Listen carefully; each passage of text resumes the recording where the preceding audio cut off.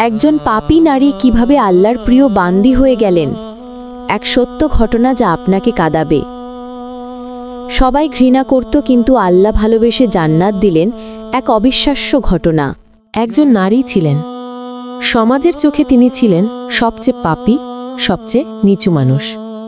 মানুষ তার দিকে তাকাতে লজ্জা পেত, ঘৃণা করত, এমনকি কেউ তার নামও উচ্চারণ করত না। তিনি নিজেও জানতেন তিনি ভুলের মধ্যে আছেন। কিন্তু একদিন এমন কিছু এক রাতে তিনি রাস্তায় যাচ্ছিলেন, দেখলেন এক কুকুর মাটিতে পড়ে হাঁফাচ্ছে। চারপাশে কেউ নেই, সবাই ঘৃণা করে দূরে সরে গেছে। তিনি থামলেন, চোখে পানি এসে গেল। নিজের ওড়না ছেড়ে কুয়ো থেকে পানি তুললেন, কুকুরটাকে পানি পান করালেন। সেই মুহূর্তে তার হৃদয়ে একটা শান্তি নেমে এলো, যা তিনি সারা জীবনেও অনুভব করেননি। রাসূল সাল্লাল্লাহু আলাইহি ওয়াসাল্লাম বলেছেন, এক নারী কুকুরকে পানি পান করানোর কারণে আল্লাহ তাকে ক্ষমা করেছেন। সহিহ বুখারী। ভাই ও বোনেরা, এই নারীকে মানুষ ঘৃণা করেছিল, কিন্তু আল্লাহ ভালোবেসেছিলেন।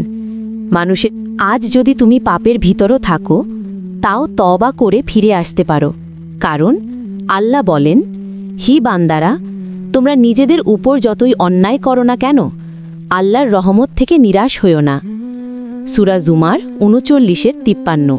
এই গল্পটা হয়তো তোমার বা আমার জীবন বদলে দিতে পারে। শেয়ার করো যেন অন্য কেউ আল্লাহর রহমতের আশায় ফিরে আসে। আর আমার চ্যানেলটা সাবস্ক্রাইব করতে ভুলবেন না। পরবর্তী কী ধরনের ভিডিও চান অবশ্যই কমেন্টে বলে দিবেন। সকলকে ধন্যবাদ আমার সাথে থাকার জন্য।